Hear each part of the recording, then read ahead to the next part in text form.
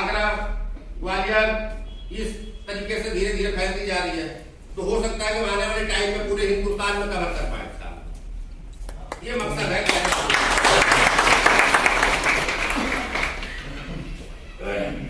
यहाँ काफी लोग कस्टमर है,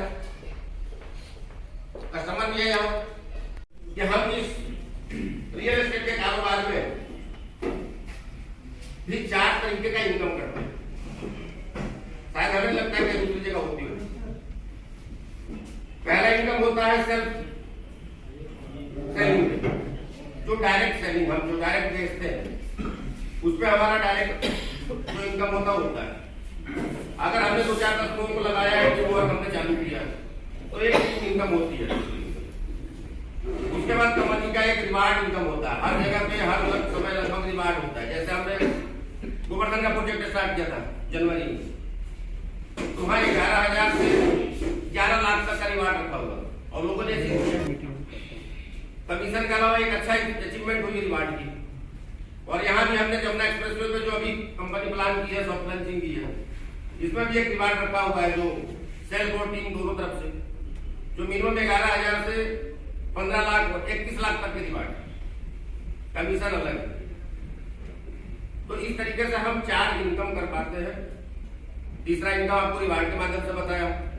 बाकी पर मंथ स्लेब के हिसाब से एक रॉयल्टी होती है, जो हमारे कमीशन से अलग का पार्ट है, जो हर रैंक पे निर्धारित होता है। जितना बिजनेस करेंगे आपको इतना उसमें रॉयल्टी का चार्ट मिलेगा।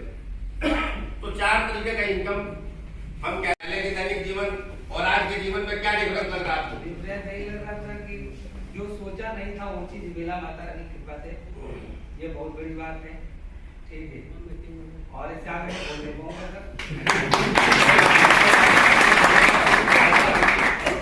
जाड़ा होगा साथ में। बहुत बहुत धन्यवाद राजाराम जी। इन्हीं के साथ इनके सीनियर मिस्टर पन्नालाल जी,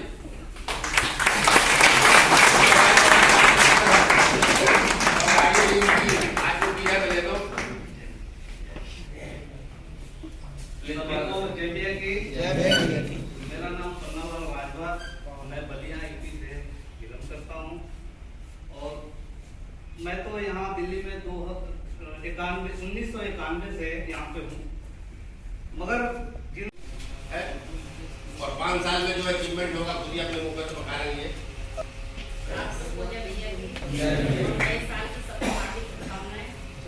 मैं तो स्टेज पे से बोलना नहीं आता है। आज से 5 साल पहले मैं जब यहाँ आई थी तो मेरी कंडीशन में बहुत खराब।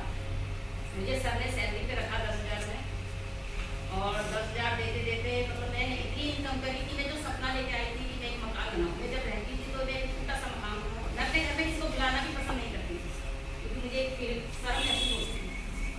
जब मैं यहाँ आई तो 10,000 पे सर ने मुझे रखा, और जब रखा तो मेरा काम नहीं।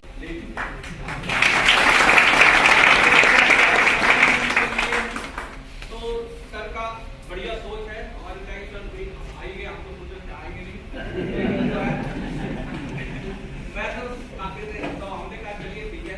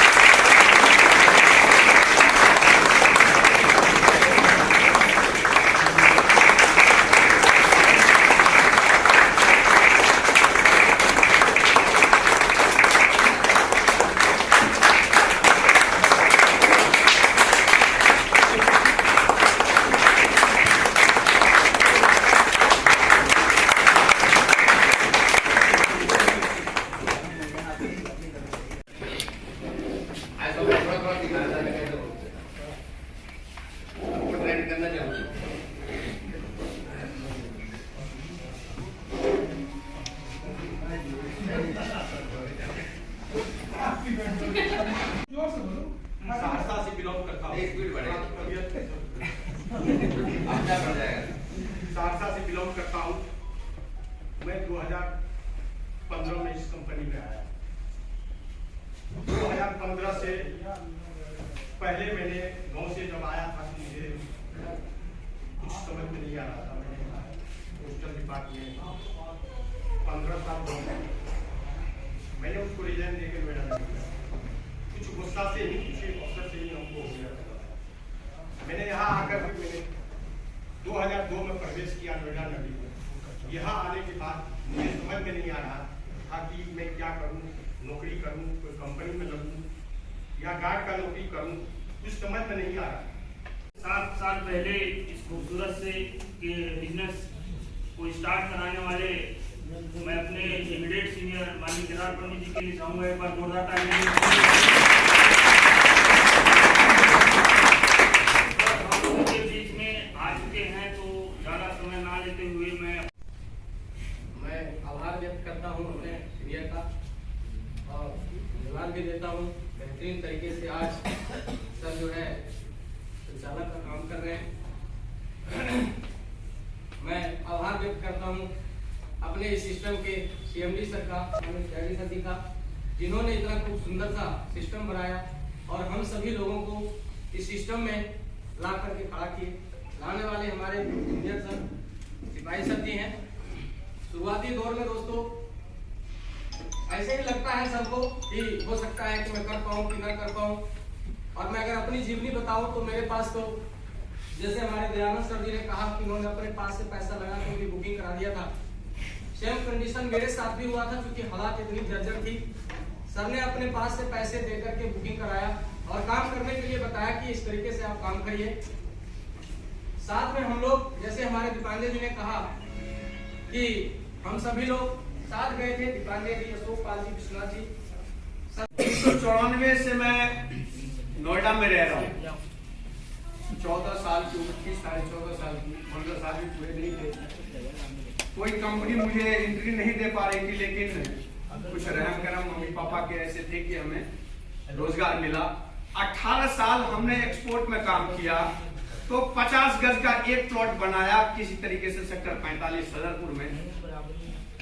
18 साल का एक ही रिजल्ट है, लेकिन जब से हमारे गुरुजी मुकेश सर जी, आदरणीय CMD सर जयप्रकाश त्यागी जी से हमें मिलवाए 2012 में एक सिर्फ प्लॉट के माध्यम से, और एक प्लॉट लेकर के आज जो भी कारनामा हुआ सिर्फ एक प्लॉट का। मैं आप लोगों से ये कहना चाहूंगा कि यदि आज देखा जाए इस कंपनी का जो गूढ़ रहस्य है वो ये मैं बताना चाहूंगा, यदि सिर्फ एक प्लॉट के माध्यम से आप यहाँ आए और उसकी महत्वाकांक्षा को आप समझ लेंगे तो उसी से रोजगार बनेगा।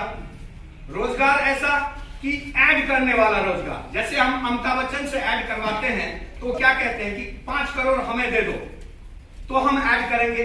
यदि आज हमारी कंपनी ऐड पे पैसा खर्च करती तो काश हम ना तो कंपनी की इतनी प्रोग्रेस देख पाते और न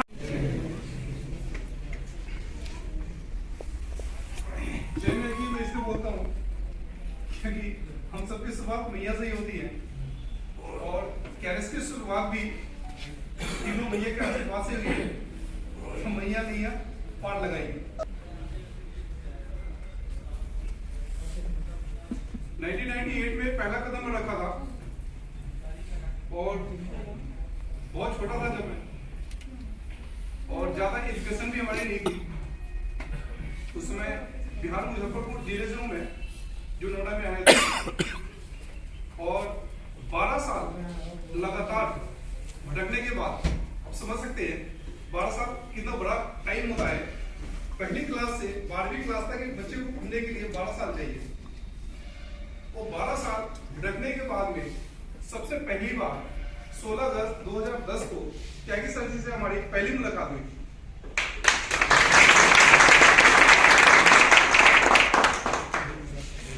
और सर से मिलने के बाद और कहीं हमें भटकने या जाने की जरूरत नहीं पड़ी। और उससे पहले मैं आपको एक बात बता देता हूं। और कुमार जी, अशोक झा जी, अजय झा जी, निर्मला उपाध्याय जी, रामचंद्र पाल जी, दयानंद ठाकुर जी, सिद्धार्थ पंडित जी, लक्ष्मीनारायण जी, मुकेश जी, यानी कि जो भी कार्य कीपर है, अशोक पाल जी, दीपांजय जी। अरे आप लोग कोई बोल दिया भाई साहब, गलती हो जाए तो क्षमा कर दें। सर से रिक्वेस्ट है कि एक बार सबको अपना आशीर्वाद दें कि हम इसी तरीके से मुकेश छोटू जो आए हैं, मुकेश कुमार छोटू जी आइए प्लीज।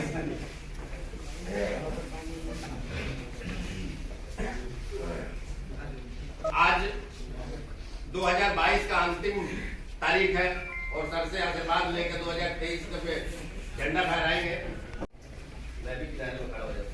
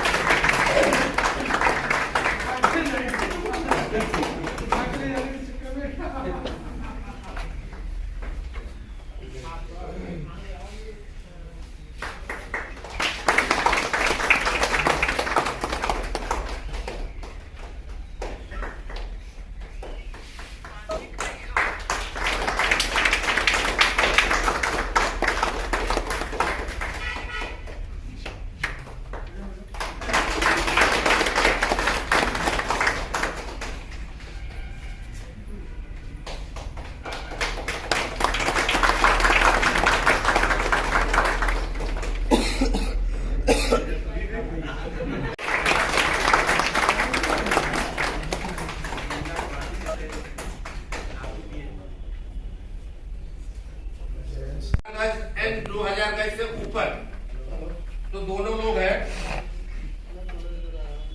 मिस्टर राजपाल चौहान जी और उन्हीं के सीनियर हैं संदीप कुमार जी।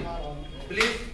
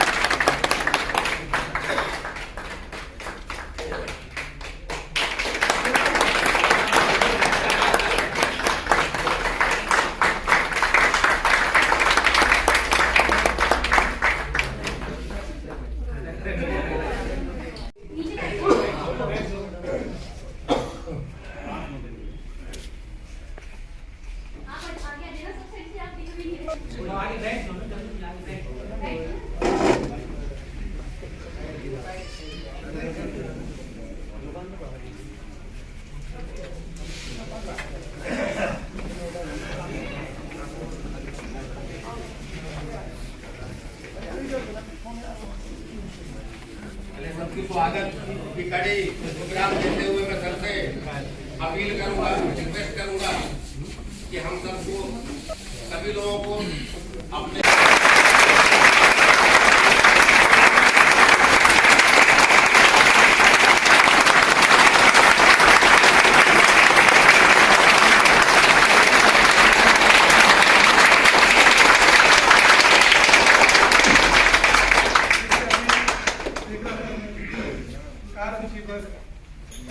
आप लोगों के सामने और उस टाइम भी मैं देख रहा था कि तालियों में उस टाइम का जोश नहीं।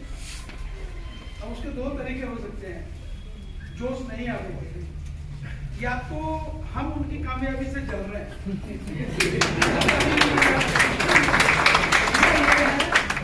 कि हमने कसम खाई है। कसम क्या खाई है कि हम ज्यादातर लोग सब मेल हैं, घर में पैसे का इंतजाम करना हमारी जिम्मेदारी होती है और उस घर को चलाना अर्धांगिनी की जिम्मेदारी होती है।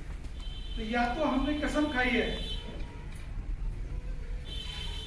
अर्धांगिनी के साथ कि तेरे को हम याद दिला देंगे कि तू किसके चक्कर में पड़ गई, मगर ये याद दिला देंगे क्योंकि हम कामयाब तो होना नहीं है। क्यों नहीं होना? कि हमने उससे कमिटमेंट की है तो तेरे को याद दिला देंगे कि तू किसके चक्कर में पड़ गई है। तो दोनों में से कौन सी बात है? कोई भी नहीं।